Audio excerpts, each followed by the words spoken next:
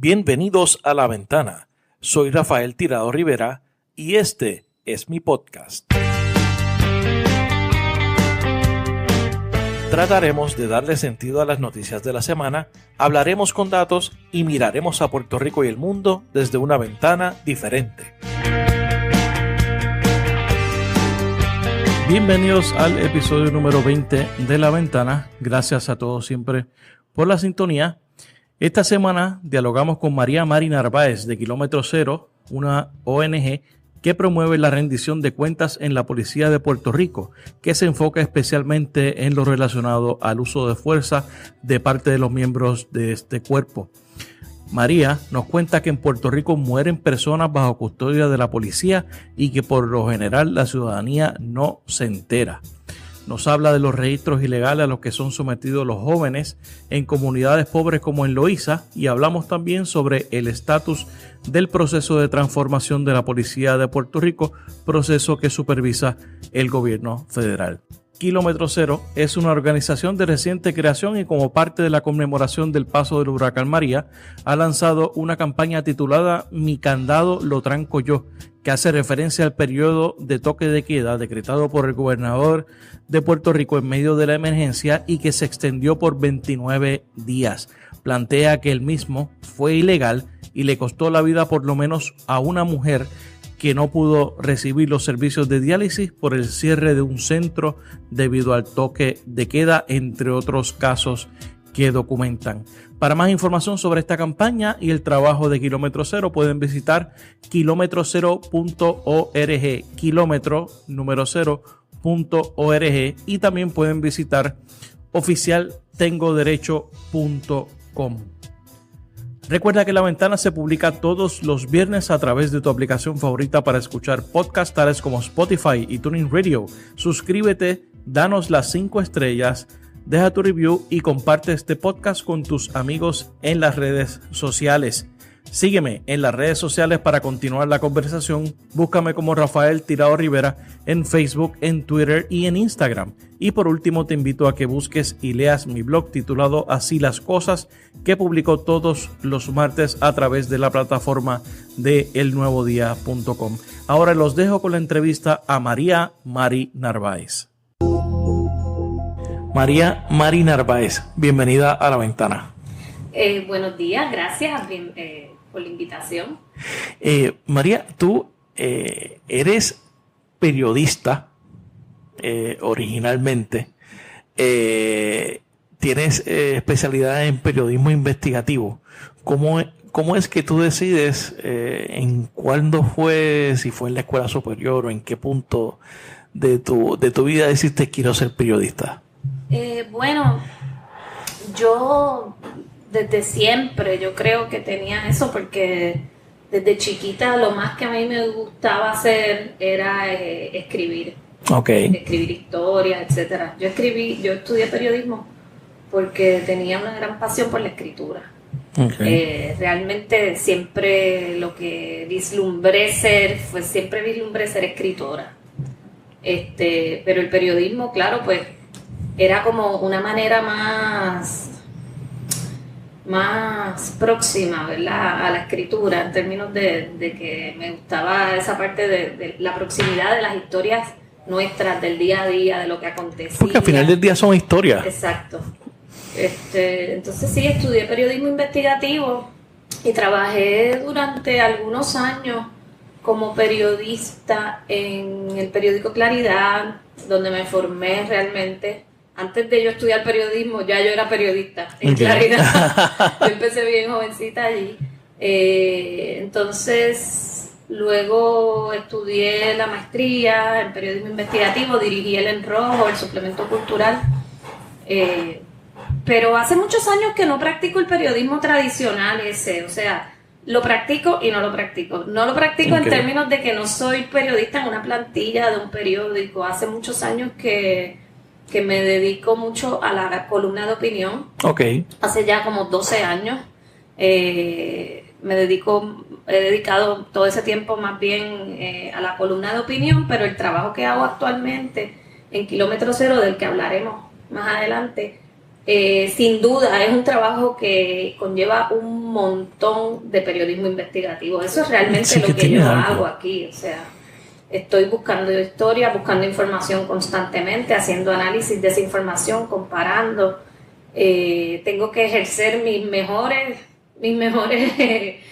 talentos como investigadora, porque trabajo, como bien sabes, con la Policía de Puerto Rico. O sea, no trabajo con ellos, sino que trabajo supervisando desde la perspectiva ciudadana a la Policía de Puerto Rico, que es una de las agencias más herméticas, menos transparentes que hay en el país. Entonces, conseguir la información nada más me ha supuesto ejercer unas estrategias extraordinarias de investigadora. Y entonces, tú estuviste en Claridad, tú mantuviste la columna también en El Nuevo Día, no trabajaste en El Nuevo Día como tal. No trabajé en El Nuevo Día, publiqué una columna en El Nuevo Día durante todos estos años, hasta muy recientemente que salí. Durante 12 años en el periódico Claridad. Siempre me he mantenido vinculada al periódico Claridad. Soy miembro de su junta de directores, soy miembro del comité ejecutivo que dirige los trabajos de Claridad. Soy voluntaria en el Festival de Claridad. Claridad es como una cuna para mí, ¿verdad? Es importante como medio de comunicación y yo siempre estoy vinculada. También tengo una columna allí que se llama Será Otra Cosa, que es una columna literaria en el suplemento En Rojo. Okay. Y ahora, literaria, ficción.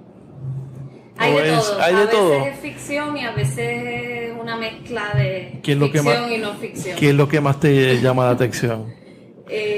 Para escribir, ¿cuáles son los temas para escribir? Bueno, ahora estoy nuevamente experimentando mucho con la ficción, que siempre lo he dejado un poco engavetado porque el trabajo de la realidad, ¿verdad? Siempre ya es muy cargado es también. Muy cargado, sí, pero estoy nuevamente coqueteando con la ficción porque estoy agotada de tanta pesadumbre en este país, y eso me permite, ¿verdad?, como entrar en unos discursos alternativos, digamos, y tomarme, creo que me ha venido bien un reposo que estoy tomando de la columna de opinión, sobre todo la del Nuevo Día, que para mí era muy política. Entonces, en Claridad como que experimento un poco más. Mis columnas más políticas no son las de Claridad, paradójicamente, son las del Nuevo Día, porque ahí es donde le hablo a la gente que no piensa como yo. Okay. Y eso es lo bueno de Claridad, que da variedad.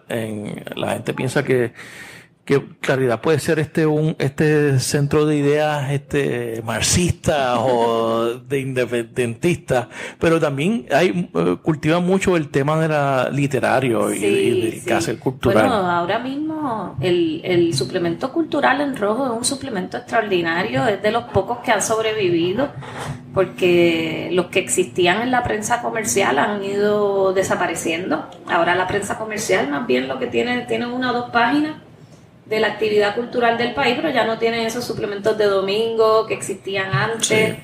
Ahora lo que tienen son cosas bien bobas de moda y cosas así, digo, no bobas, ¿verdad? Porque a mí me gusta la moda, pero que no son, no tienen la profundidad que tenían antes, y sin embargo En Rojo sigue siendo un suplemento cultural bien robusto, bien interesante, bien actualizado. Por En Rojo siempre pasan los nuevos escritores y escritoras. Se trata de hacer con muy pocos recursos un trabajo realmente memorable. Sí, de verdad que sí. Eso siempre que tengo la oportunidad, todavía siempre compro Claridad o trato de ir al festival, porque yo creo que es un proyecto que es necesario en Puerto Rico y hay que mantenerlo vivo de alguna forma. Va para 60 años ya. Sí, increíble. Entonces, ¿cómo es que tú entras al tema del activismo o el tema de rendición de cuentas? Porque tú también estuviste trabajando desde los inicios de espacios abiertos. ¿Cómo es que tú haces esa transición y llegas? Yo durante muchos años trabajaba, aparte de trabajar como periodista, etcétera, también, tú sabes cómo es en Puerto Rico, que uno tiene que hacer diferentes trabajos. Hay que hacer de todo. Hay que hacer de todo. Yo siempre tuve que empezar a hacer consultoría, etcétera, y comencé a hacer mucho trabajo con organizaciones sin fines de lucro. Una de esas organizaciones con las que yo trabajaba era el Centro para una Nueva Economía, que a su vez había sido invitado por una fundación norteamericana, bueno, una fundación internacional realmente, para que sometieran una propuesta competitiva. Y yo estaba en ese grupo de trabajo, yo trabajé en la creación de esa propuesta que culminó, ¿verdad? Eso fue el Centro para una Nueva Economía, el Centro de Periodismo Investigativo, ACLU, la Clínica de Derecho de la Universidad de Puerto Rico. Entre todas esas organizaciones crearon esa propuesta que ganó entre 16 jurisdicciones en Estados Unidos, 3 fueron seleccionadas, una de ellas fue Puerto Rico. Entonces ahí se crea Espacios Abiertos. Y desde el principio yo fui la primera persona que emplearon en Espacios Abiertos. Ya yo trabajaba con el centro, entonces en el centro me dieron, como quien dice, la responsabilidad de comenzar a abrir el camino de Espacios Abiertos, ¿verdad? Okay, porque Espacios Abiertos sale del centro como tal. Sí, sale de esa, exacto. El Centro para una Nueva Economía lideró ese proceso. Okay. Y sí, Espacios Abiertos y el centro son organizaciones hermanas, digamos. Okay. Entonces, en Espacios Abiertos, pues un poco, ¿verdad? Yo también a veces me lo pregunto. Cuando uno funda una organización, cuando uno es parte de la fundación de una organización, ¿verdad? Ahí lo bonito es que tienes mucho espacio para experimentar y para la acción, porque tú escribes una propuesta sobre la justicia, sobre la democracia, sobre un montón de cosas, pero a la hora de ponerla en práctica, tú te sientas en un escritorio y tú dices... Cuando la goma da sobre la carretera. Ok, ya nos ganamos esto, ¿y ahora qué hacemos? Bueno, y en ese proceso yo estuve expuesta a diferentes organizaciones, visiones, etcétera, y pues me inspiró mucho el trabajo que hacía William Ramírez en ACLU. Y pensé, ¿verdad?, que aprovechando ese momento empecé a ir a unas reuniones y me di cuenta de que estaba iniciándose el proceso de la reforma de la policía, que era como una buena oportunidad para nosotros insertarnos en la exigencia y en la acción de transformar a ese cuerpo policíaco en uno que realmente pudiera responder a un país democrático en el futuro, ¿verdad? Nosotros no creo que somos un país democrático, pero creo que todos aspiramos a vivir en un país democrático. Digo, el que crea que estamos en un país democrático a estas alturas del 2018, yo creo que tiene que hacer una revisión. Exacto. Entonces siempre me preocupó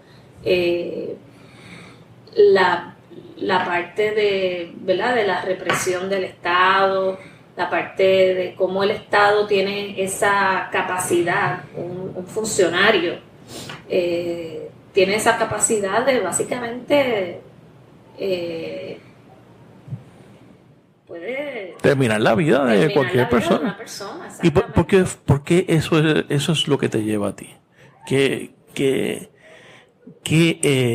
Porque ese es el interés tuyo. ¿Qué es lo que te llevó a ir por ese camino? Bueno, pues me vi inspirada por diferentes personas que ya habían iniciado un trabajo como pero pensaba que hacía falta enfocarse más, el activismo necesitaba enfocarse más en este tema, porque no podía hacer algo, pues que cada vez que le dan palos a los muchachos en la universidad, ahí la gente se indigna. Estamos 3 días hablando de eso. Exacto, pero y se acabó después el la tema. policía regresa y sigue con la impunidad con que siempre ha vivido y sigue con, ¿verdad?, con los problemas internos con que siempre ha funcionado. Claro, porque son los palos en la universidad, los ve todo el mundo.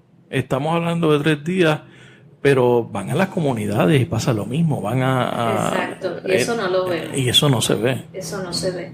Pero cuando tú vas a las comunidades, que yo voy muchas veces, sea a hablar o a dar diferentes talleres sobre nuestros derechos ante la policía, etcétera, pues ahí escuchan los cuentos, ¿verdad? Y no, todavía no, en Puerto Rico no se está filmando como se está haciendo en Estados Unidos.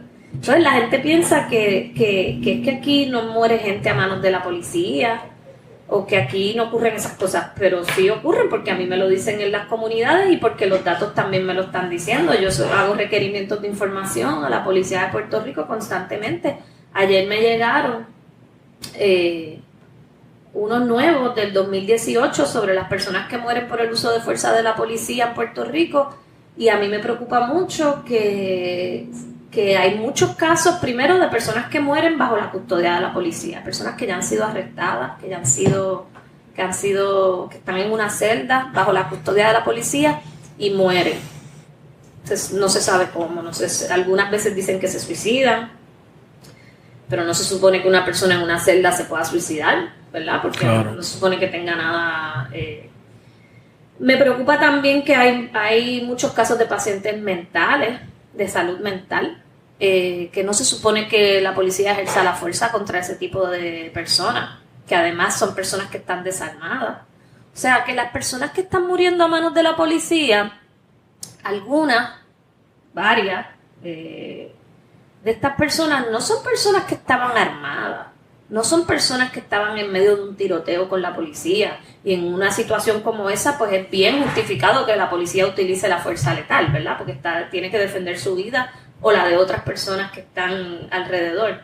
Pero en los casos de las personas desarmadas, personas que son pacientes de salud mental, personas que ya están bajo su custodia, personas en general vulnerables, ¿verdad? Personas de la calle, personas sin hogar. Esos son los casos que, ¿verdad? Me preocupan todos, pero hay unos casos que están justificados el uso de la fuerza letal. A nadie le gusta, yo no quisiera que existiera, pero hay unos casos que son bien preocupantes y yo creo que hay que empezar a visibilizarlos más, hablar de eso, a que la gente se entere, porque tú pones esos nombres en el internet y no aparece una sola nota. Exactamente, porque eso los medios no lo saben. Muchas veces no, en la mayoría de los casos no. Y entonces ahí llegamos a kilómetro cero. ¿Cómo es que surge esta idea? Y entonces, ¿y de dónde viene el nombre? ¿Qué es lo que significa kilómetro cero? Bueno, la idea fue que realmente yo hice este trabajo desde el 2014 en espacios abiertos, y ahora en 2018 se entendió que ya el trabajo estaba lo suficientemente maduro como para que siguiera su vuelo. Entonces la misma... Porque tú en kilómetro cero te enfocaste también en el tema de la policía. Sí, en general, ¿verdad? Kilómetro cero se funda como una organización que va a trabajar en contra de los excesos del Estado contra la ciudadanía. Pero realmente en estos primeros años que a mí Espacios Abiertos me concedió un dinero semilla para iniciar esta organización, obviamente con un límite de tiempo de 1 año y medio, algo así, pero eso está destinado específicamente al trabajo de la policía de Puerto Rico, pero no se tiene que limitar a eso. Okay. No se limita, pero pues obviamente estamos empezando, y entonces al ser una organización pequeña, pues necesitamos, yo creo que hay que enfocarse, o sea, sí. Hay muchas cosas ocurriendo, pero si nosotros queremos avanzar, tenemos que es muy difícil. Es muy difícil. El tema del enfoque es como tú escribir la columna sobre los temas políticos semanal. Sí. A mí me pasa con el blog también. A veces yo no sé, hay 20 cosas pasando. Yo no sé de qué diablo voy a escribir esta semana. Sí. Sí, es importante que todo el mundo tenga un rol, y es importante que los temas, ¿verdad? Que uno pueda hacer las conexiones entre unos temas y otros, porque todo lo que está ocurriendo en Puerto Rico ahora mismo está interconectado, ¿verdad? La Policía de Puerto Rico, por ejemplo, es una de las herramientas más importantes que tiene la Junta de Control Fiscal para imponer su voluntad y su, ¿verdad? Claro. Etcétera. O sea que hay muchas cosas que están vinculadas, pero yo creo que a mí me gusta enfocarme en un trabajo porque me gusta ver los frutos, me gusta ver el crecimiento, el desarrollo, y siento que si empiezo a hablar de todo a la vez, y a tratar de luchar en todos los flancos al mismo tiempo, voy a estar como dando pequeños golpes al aire, ¿verdad? Y no voy a ver el progreso necesariamente que quisiera. Y entonces, ¿por qué kilómetro cero? Pues que, mira, estábamos buscando un nombre. Porque cuando vi, tan pronto ustedes salieron, yo rápido lo seguí porque me llamó la atención. Pero entonces yo jamás pensé que era sobre un tema de rendición de cuentas de la policía. Eso era un poco lo que quería. Yo no quería un nombre que fuese como que centro de qué sé yo qué. El centro puertorriqueño para la cosa, sí, tú sabes. Para la libertad, ni para qué sé yo qué, las libertades civiles, ni qué sé yo. Quería un nombre que no me comprometiera necesariamente, ¿verdad? Que la gente tuviese que decir qué es lo que es esto, porque de qué tiene que ver una cosa con la otra. Pero entonces, nada, kilómetro cero me gustó porque me gustó la referencia geográfica, primero que nada. El trabajo, yo siempre enfoco mucho el trabajo de supervisión ciudadana de la policía en nuestra actividad urbana, en lo que hacemos en la calle. O sea, siempre me pregunto cómo van a tratar a nuestros hijos en la calle, el Estado. O sea, ya nosotros sabemos que estamos en un país de alta violencia, con muchas, ¿verdad? Estamos expuestos de muchas maneras, pero cómo el Estado va a tratar a nuestros hijos en la calle, que el Estado es el que tiene que garantizar nuestros derechos, ¿verdad? No somos nosotros los individuos. Entonces me gustó la referencia geográfica a la calle. El kilómetro cero siempre es un punto de partida. Esa ubicación. Creo que hay que mirar atrás, es un ejercicio también de volver atrás. Yo también soy historiadora, te diré. Yo también estudié historia a nivel graduado. En la UPI. En la UPI, sí. Y ese acto de volver atrás me parece que es un acto bien importante en todas las luchas que nosotros llevamos. O sea, ¿qué es lo que pasó aquí? ¿Por qué esto es así? ¿Verdad? No siempre la respuesta está en la historia, ¿verdad? Eso puede ser un lugar común. No te pone un contexto. Pero yo creo que hay que mirar siempre hacia atrás. Y ese ejercicio de volver al kilómetro cero, de volver al punto de partida, también me daba... me apelaba. Así que finalmente pues decidí que el kilómetro cero sería. Entonces, ahora háblanos qué es lo que hace exactamente. Ustedes están trabajando con las comunidades. ¿Cómo es que ustedes hacen el trabajo de supervisión o rendición de cuentas? Pues hay muchas maneras de hacerlo.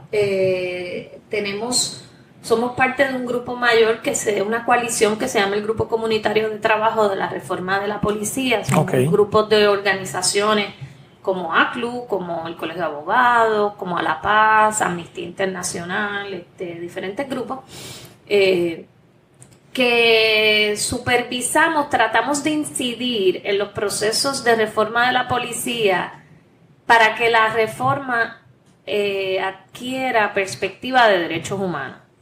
Por ejemplo, nosotros en un momento dado, cuando se estaban creando todas las políticas de reforma, nosotros hacíamos recomendaciones puntuales por escrito a la policía y logramos incidir en muchas de las políticas nuevas, que las políticas, algunas están muy buenas, las políticas de reforma, el problema es la ejecución. La implantación. Claro. Por otro lado, nosotros también hacemos trabajo comunitario desarrollando monitores comunitarios de la policía. O sea, necesitamos que la gente conozca sus derechos ante la policía y no es que una persona nada más salga a defender sus derechos, sino que tiene que haber mucha gente haciendo lo mismo para que cambie entonces la cultura, ¿no? Y que cambie esa cultura de la expectativa que uno tiene de cómo el Estado te va a intervenir contigo. Pues tiene que cambiar, pero tiene que ser, pues entre todos nosotros tenemos que conocer nuestros derechos, reclamarlos, saber dónde tenemos que ir a hacer las denuncias que tenemos que hacer y poco a poco entonces ir cambiando nuestra expectativa para que ese funcionario, ese policía que antes a lo mejor pensaba que vivía en la impunidad y que podía ejercer su autoridad y su poder, ¿verdad?, sin consecuencias. O sea, de manera violenta o injustamente o excesivamente y sin consecuencias, pues comience a ver que no, que ahora hay, ¿verdad?, hay otro tipo de expectativa de parte de la ciudadanía que no se le va a tolerar. Así que hacemos talleres comunitarios se llama Oficial Tengo Derechos, pueden ir a oficialtengoderechos.com, ahí está toda la información, eso es una herramienta ciudadana para que la gente la use. Te habla de tus derechos en tu casa, en la calle, en el carro, si eres víctima del crimen, si eres inmigrante, por ejemplo, si eres de la población LGBT. Entonces queremos que la gente se vaya, ¿verdad? Vaya utilizando su poder en esa dirección. También hacemos mucho análisis de datos y estadísticas. Eso es bien difícil con la policía porque el acceso a la información. El acceso a la información es un problema a veces bien serio, pero hemos logrado obtener alguna información y pues, ¿qué hacemos con eso? O sea, ahora mismo estamos creando una herramienta para que la gente no solamente conozca los datos de uso de fuerza de la policía, que eso ni los periodistas lo conocen, porque cuando yo veo que los periodistas escriben sobre los datos y estadísticas de la policía, casi siempre centrado en el crimen. Fue asesinato. En asesinatos, esto, lo otro. Otras veces, pues a veces escriben sobre las querellas administrativas, aunque ellos no dicen quiénes son las personas involucradas, la policía. Pero nunca, o sea, casi nunca veo el interés en los datos de uso de fuerza. Okay. De la policía de Puerto Rico, que son los datos de cómo la policía ejerce la fuerza contra la ciudadanía. Si la policía ejerce la fuerza de manera excesiva, de forma ilegal, van a pasar muchas cosas. Primero, si la policía no utiliza la fuerza de forma legal, se van a caer un montón de casos que a lo mejor hubiesen tenido, ¿verdad? A lo mejor ellos intervienen con personas que realmente han cometido delitos. Claro. Pero si actúan ilegalmente, el caso se les va a caer en el segundo eslabón del sistema judicial. No ¿verdad? se es eficiente en el uso ni de la fuerza ni del sistema. Entonces, exacto, es importante para nuestra seguridad misma que cuando la policía intervenga con la gente lo haga de forma constitucional, lo haga legal. La policía no existe para castigar, la policía existe para arrestar a una persona si está cometiendo delitos y para garantizar nuestros derechos. Pero si ocurre, como ocurre constantemente, que además de arrestar a la persona, también se exceden en el uso de fuerza o le pegan un tiro porque la persona a lo mejor les dio con un cuchillo en una pierna y el policía le vacía la pistola y lo mata. Oye, pues eso es una ejecución extrajudicial. Claro, eso no uso proporcional tampoco de fuerza. Eso no es legal, eso no puede ocurrir en un país democrático. Puede ocurrir si está justificada la fuerza. Si tú me sacas un arma de fuego y me estás tiroteando, obviamente yo como policía te puedo sacar un arma y tirotearte a ti.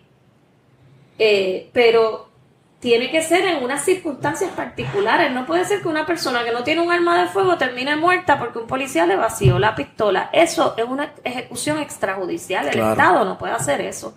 Si nosotros nos oponemos a la pena de muerte, pues tenemos que oponernos también al uso excesivo de la fuerza de la policía, al uso letal de la fuerza.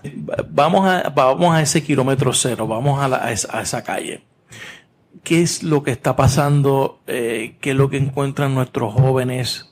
¿Cuál es el principal problema, principal amenaza para nuestros jóvenes de parte de la policía? Hay diferentes asuntos importantes, pero por ejemplo, los jóvenes, los varones sobre todo, los varones, la mayor parte de las interacciones de uso de fuerza de la policía de Puerto Rico son con jóvenes varones entre 18 y 25 años. Uh-huh.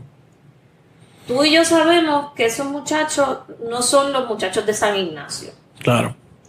Así que ya ese es el primer problema. El primer problema es que sabemos que esas interacciones con varones de 18 a 25 años son intervenciones muchísimas veces discriminatorias, porque son contra muchachos negros, contra muchachos de comunidades, ¿verdad? Marginadas, de comunidades pobres.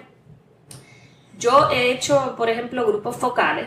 He hecho varios grupos focales con muchachos, con jóvenes. Y todos, bueno, prácticamente todos, los he hecho en Loíza, en el pueblo de Loíza. Okay. Prácticamente todos nos contaban que ellos son constantemente intervenidos por la policía a registros ilegales. O sea, que están frente a la escuela con su bulto, o saliendo de la escuela, o con su corillo frente a la escuela, o lo que sea, llega la policía y los bostea, los pone contra la pared, les registra los bultos, les tira a los perros. Porque sí, eso es ilegal. Un policía no puede estar registrando muchachos por ahí porque quieren. Ellos se supone que tengan una orden judicial para hacer un registro, o mínimamente que tengan motivos fundados para entender que esa persona ha cometido un delito, y tampoco es que lo pueden registrar de arriba abajo. Pero muchachos que están, eso es bien común. Los registros, eso es súper común. ¿Cuán común? ¿Cuántas veces que en semana? Bueno, que en todos esos focus groups que yo he hecho en Loíza, prácticamente todos los varones han pasado por eso. Varones todos de escuela intermedia y de escuela superior. En más de una ocasión. No todos, pero yo te diría, bueno, tengo los números, no me acuerdo ahora mismo, ¿verdad? Pero como más de un 50%. Más de un 50%. Eso es bien común. O sea, los registros, y te hacen los cuentos y te dicen, mira, a veces estamos jugando baloncesto en el caserío y viene la policía. Llega a la cancha. Y a bostearnos también, y a registrarnos contra la pared. Y el punto está un poquito más abajo, y con la gente del punto no se meten. Ya no van. ¿Y por qué se meten con los que estamos jugando baloncesto? Hay ese tipo de... Entonces también está, por ejemplo, recientemente tuvimos un caso de una mujer trans que recibió una paliza de parte de otra mujer saliendo de una discoteca. Se da una pelea, sale una mujer, empieza a insultarla a la mujer trans. Uh-huh. Hay una policía, hay una patrulla de la policía allí mismo al frente. La muchacha, la mujer trans, le pide a la policía que intervenga antes de que la mujer la empiece a agredir, porque ya ella sabía que le iba a dar. Claro. Y la policía se queda de brazos cruzados mirando la pelea. Y aquella le rompió un brazo a la muchacha, una pelea y todo, y la policía no hace nada. Eso es la segunda, una de las quejas más grandes es la negligencia y el abandono de la policía. La inacción. Las cosas que pasan frente a ellos. Exacto, porque te dicen, mira, ellos para venir a registrar bulto son buenos, pero llámalos un día porque aquí haya habido un asesinato, un carjacking, un escalamiento, esto, lo otro, o no llegan, o llegan cuando ya no hace falta que lleguen. O sea, que hay como un abandono muy grande de la policía en comunidades que necesitan, que sienten, ¿verdad? Que sienten que necesitan, sí, un trabajo policial. Necesitan protección, claro, seguridad. Sentirse seguros, esto, lo otro, pero no se sienten seguros, primero porque cuando vienen, pues, ¿verdad? Muchas veces es para hacer un trabajo o discriminatorio o abusivo. Y en segundo lugar, pues entonces cuando los necesitamos nunca están. De hecho, eso también lo dicen los abogados, por ejemplo, de asistencia legal. Nos dicen que la policía está de brazos caídos. En el últimos 2 años, la policía está de brazos caídos. Ellos me dicen, no están casi arrestando gente. Eso no está probado, ¿verdad? Con números, pero estaba el otro día hablando con abogados de asistencia legal y nos dice, antes me llegaba en una guardia, me llegaban en 2 semanas 40 casos, ahora me llegan 15. Wow. Hay menos policías y también pues ellos dicen que están de brazos caídos. Hay mucha desmoralización también en la policía, esa es la realidad. O sea, sí. por las medidas de austeridad, por la Junta de Control Fiscal, esta gente no va a tener un retiro. Uh-huh. O sea, los policías no se van a poder retirar, básicamente. Que es un problema y eso es parte también, ¿no? De estar la parte de los brazos caídos, pero también está la parte de que se canaliza de otra forma en violencia en las comunidades. Pues, también hay un sentido. Es que uno de los grandes problemas de la policía es ese sentido de impunidad, ¿entiendes? Ha sido tanto tiempo. Para que una policía pueda rendir cuentas, tienen que existir mecanismos internos de rendición de cuentas. Yo me acuerdo una vez En una conversación con Caldero, cuando él era superintendente, él mismo nos dijo, miren, la cultura en la policía, ustedes no saben cómo le dicen aquí a la cultura de la policía. Aquí se le llama, ¿cómo fue que él me dijo? Siempre se me quedó eso en la mente. Aquí se describe al policía, dentro de la policía, como ojo al cheque, paso lento y vista larga. Ojo al cheque, paso lento y vista larga. Ojo al cheque es que tienes que estar pendiente, estás aquí por el cheque, y estás pendiente a que te paguen y esto y lo otro. Paso lento es que todo se hace lento. Las cosas no hay prisa para... Más lento de lo común. Las cosas no tienen que... Y vista larga es hazte de la vista larga. Hazte de la vista larga con tus propios compañeros, ¿no? Y eso es lo que ha creado un clima de una cultura... Es la cultura de la policía. Impunidad, de que no existen esos mecanismos, de que si tú vas y te quejas contra un policía, para empezar, un ciudadano puede ir y someter una querella contra otro policía, contra un policía que le haya violado sus derechos o lo que sea, pero uno tiene que ir donde otro policía. Exacto. Para empezar, eso está mal, porque ¿quién quiere ir donde su agresor a someter una querella sobre agresión? ¿Verdad? Pero así es en nuestro sistema. Entonces, allí, si no existen esos mecanismos rigurosos de rendición de cuentas a nivel interno, pues nunca va a cambiar. O sea, allí la mayoría de las querellas administrativas se archivan, y cuando uno va, lo dicen constantemente los abogados que acompañan a la gente a los interrogatorios, etcétera. Los policías no hacen preguntas para realmente investigar el caso del policía que le haya fallado al ciudadano o a la ciudadana, sino que los interrogatorios son para sacar información, para ver cómo entonces pueden defender al policía en cuestión. Okay. Entonces esa cultura de estar pasándose la mano, lo que crea, no lo digo yo, lo dicen los expertos en este tema, lo que crea es unos patrones que un policía empieza con unos incumplimientos a lo mejor más pequeños, pero como ve que no pasa nada, que sus actos no tienen consecuencias, ese policía se va desarrollando después en la impunidad, y a la larga muchas veces lo que tiene son delincuentes. En Puerto Rico, de nuevo, no lo digo yo, lo dice el Departamento de Justicia Federal. En su investigación sobre la policía de Puerto Rico establecía que era la policía donde más arrestos había habido por casos criminales. Más del 10% de la policía de Puerto Rico había sido arrestada por casos criminales. Entonces, eso es una fábrica de delincuencia. Yo lo digo con mucho respeto, porque obviamente eso no significa que todos los policías sean así. Claro. Lo que estamos diciendo es que son unas personas muy susceptibles a la corrupción y a la delincuencia por el tipo de trabajo que hacen, ¿verdad? Esas divisiones de drogas que, pues, con quienes ellos tienen que trabajar. Pues son los primeros que se llevan casi siempre.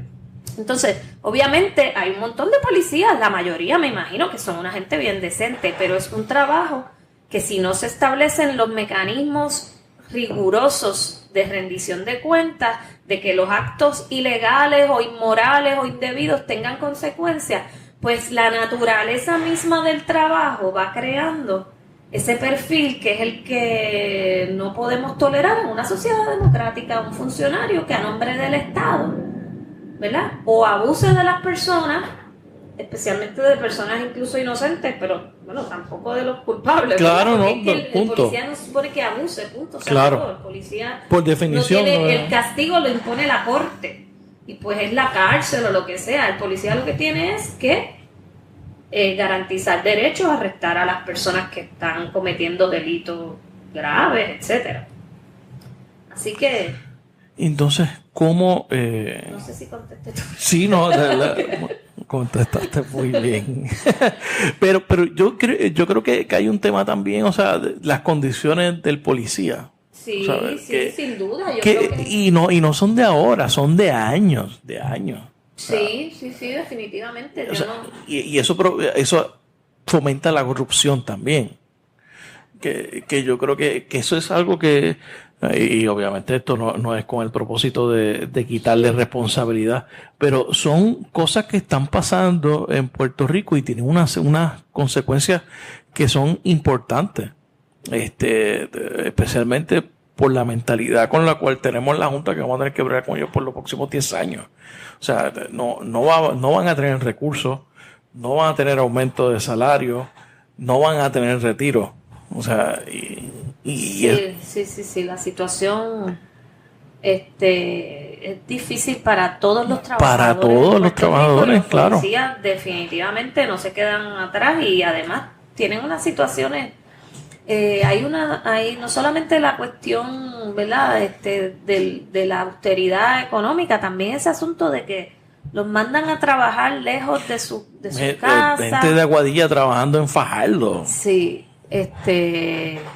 definitivamente eso, pero entonces eso, ¿verdad? Eso es un tema que debieran, ojalá que los trabajadores en Puerto Rico se vieran identificados como lo que son, ¿verdad? Porque el otro día yo escuchaba al líder de los policías hablando por radio y él decía, nosotros que hemos reprimido todas esas protestas, hemos hecho nuestro trabajo. Pero ellos, entonces, pues es que tú tienes razón también lo que dices, porque ellos se ven como una clase especial, como una gente que está por encima de la ley. No están reprimiendo las protestas, para empezar por Claro. ahí. Eso es un ejercicio ciudadano fundamental, ¿verdad? Claro. Eso es uno de los derechos más importantes que tenemos.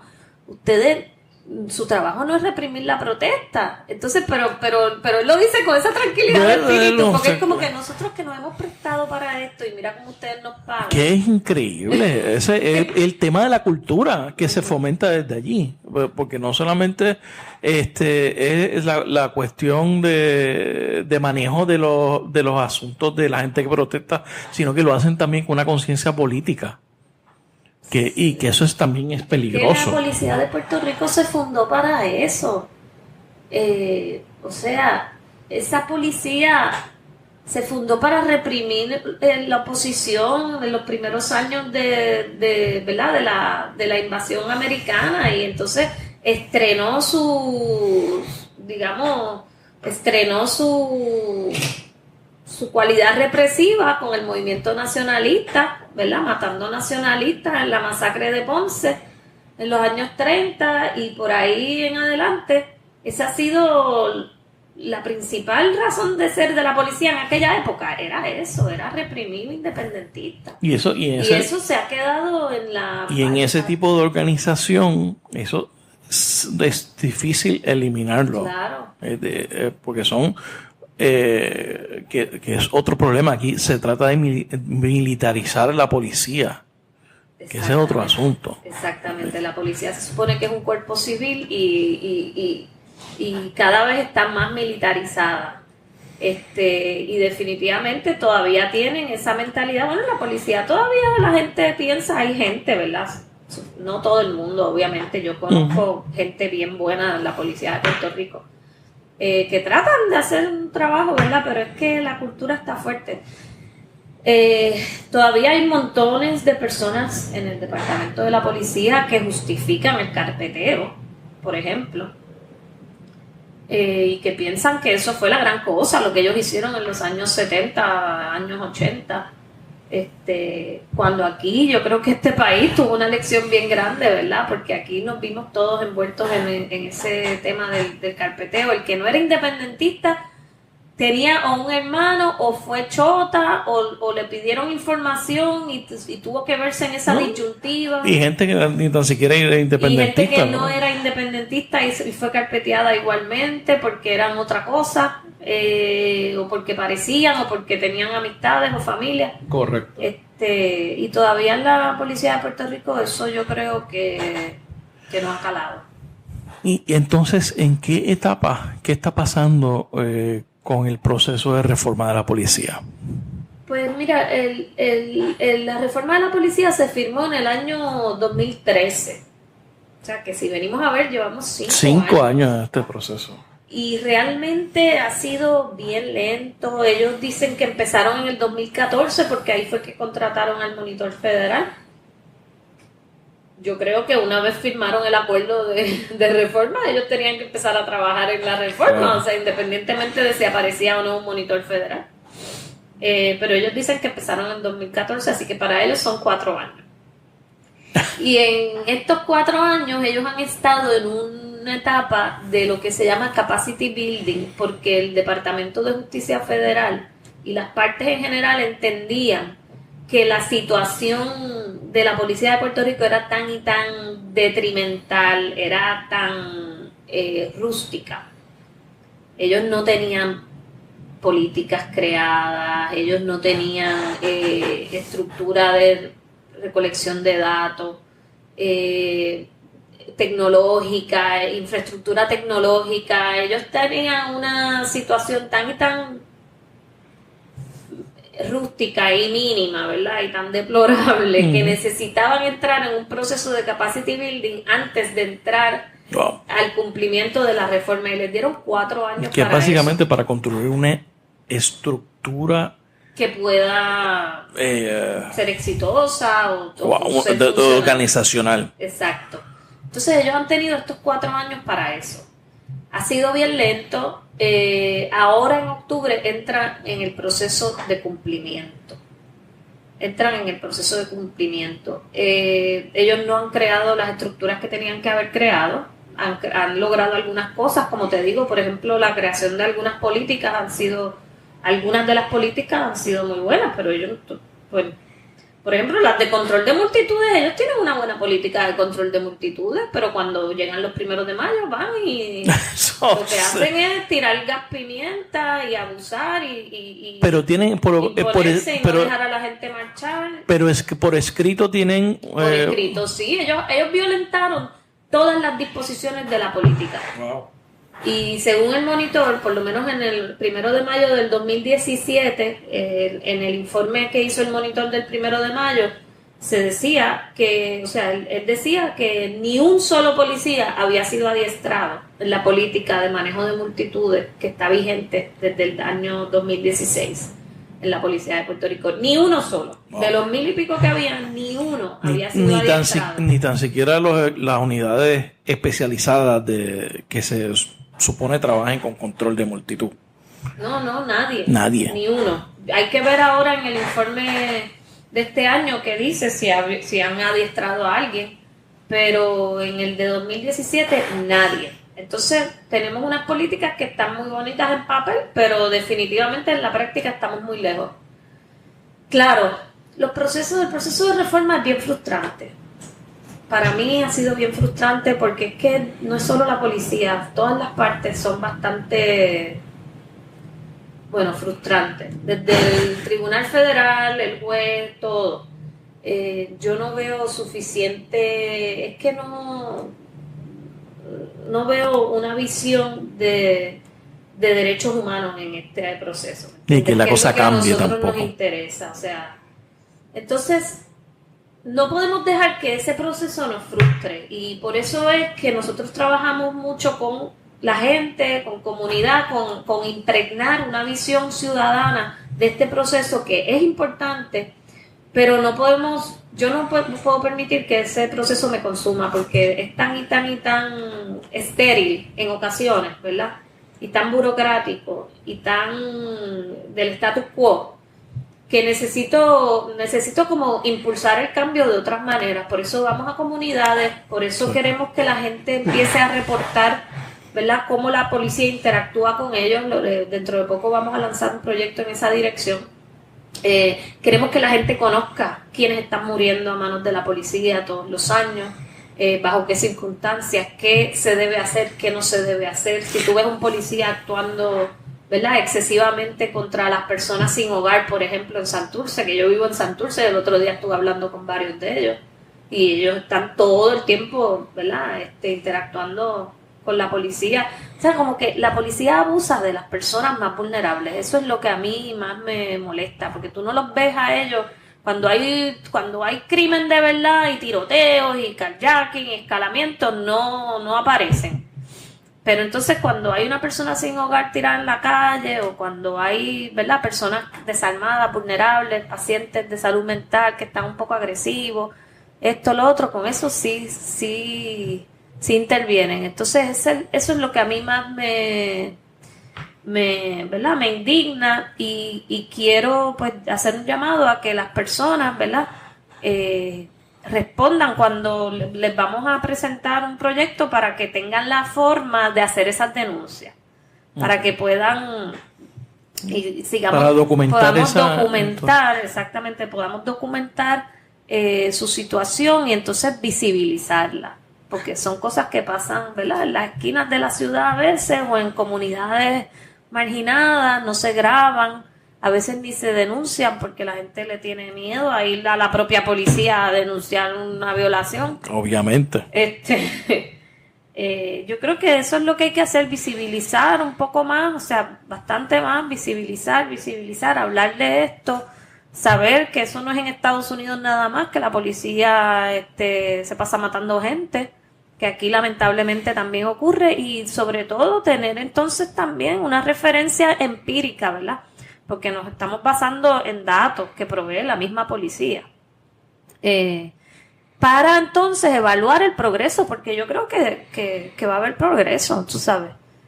Yo tengo la esperanza y creo que cambiando las expectativas culturales de lo que nosotros debemos aceptar o no de parte de la policía y del Estado, va a haber un cambio, pues tenemos que tener unas referencias para poder medir ese cambio hacia el futuro. Claro.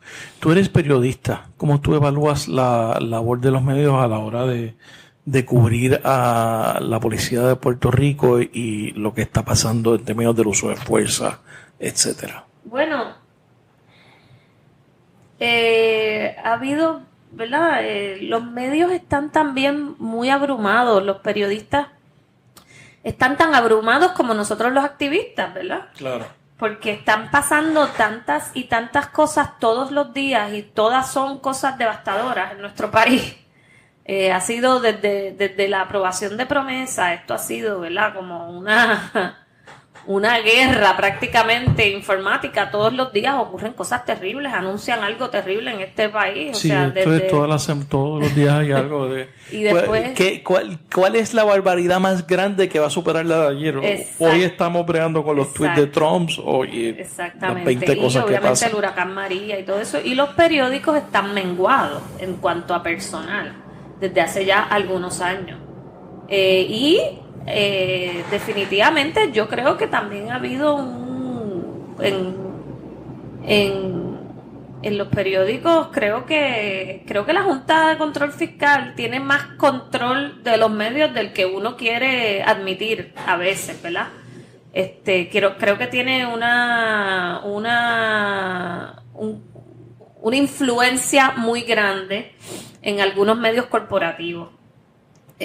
Por lo menos esa ha sido mi experiencia. Entonces, los periodistas pues a veces hacen buenos reportajes, a veces no. El otro día fuimos a una vista de Reforma y yo no sé, o sea, habían unos periodistas allí, escribieron, pero yo no sé de qué escribieron. No saben en qué vistas estaban. Yo no sé en qué vista ellos estuvieron, porque lo que yo escribí de lo que ocurrió allí fue algo completamente distinto de lo que ellos escribieron. A veces han hecho cosas muy buenas, no veo que se hayan interesado mucho por estos datos de uso de fuerza. Nosotros sí lo estamos haciendo y espero que eso, una de las razones por las cuales estamos trabajando con esos datos es precisamente para promover que los medios se interesen también y hagan sus propias investigaciones, etcétera.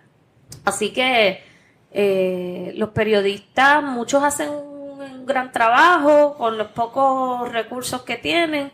Otros se les pasan muchas cosas que obviamente, pues como yo me dedico a esto, pues a mí no se me pasan, claro.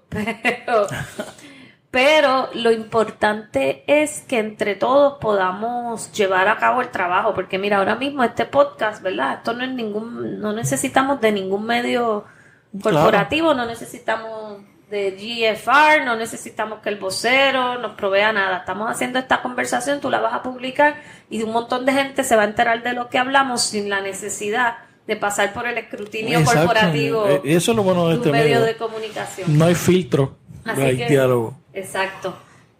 Así que hay que apostar a ese tipo de libertad informativa, ¿verdad? Hay que apostar a que la gente se va a interesar, a que la gente va a seguir el tema. Una vez uno sigue insistiendo, por eso es que digo que hay que enfocarse. Una vez tú te enfocas, insistes, al principio a lo mejor no te hacen mucho caso, pero va a llegar el punto en el que tanta repetición, la piedra, tanta repetición va a crear. Yo creo en eso, así que nada, y pronto te avisaré porque vamos a estar lanzando ese proyecto que creo que pues va a ser interesante porque va a ser de participación ciudadana. Okay, eso es importante. Entonces, María, ¿dónde los conseguimos a ustedes? Más información. Bueno, que visiten nuestra página web kilometro0.org, pueden escribir a info@kilometro0.org y es kilómetro número cero. .org. También los emails son info, Mari, también a kilometro0.org. Nos pueden ver en Facebook, Kilómetro Cero PR, en Twitter, estaremos pronto en Instagram, pero ya tenemos una cuenta, Kilómetro Cero PR. Y pues que nos escriban también oficialtengoderechos.com.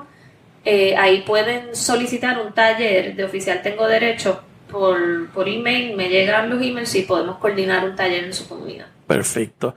Y yo creo que llevamos casi una hora y yo creo que se nos quedan 20 cosas más por hablar, así que yo creo que te voy a tener más adelante. Claro. Para seguir hablando de los temas y estar mirando cómo va el progreso de la implantación de la reforma. Exacto, sí, claro que sí, con mucho gusto. Nos faltó hablar, sí, de un montón de cosas. Bueno, Mari Narváez, gracias por estar en La Ventana. Gracias a ti también y pues espero que sea hasta pronto. Gracias por escuchar este episodio de La Ventana. Sígueme en las redes sociales, búscame como Rafael Tirado Rivera en Facebook, en Twitter, en Instagram. La Ventana es una producción de Change Lab Media para Rafael Tirado Rivera. Hasta la próxima.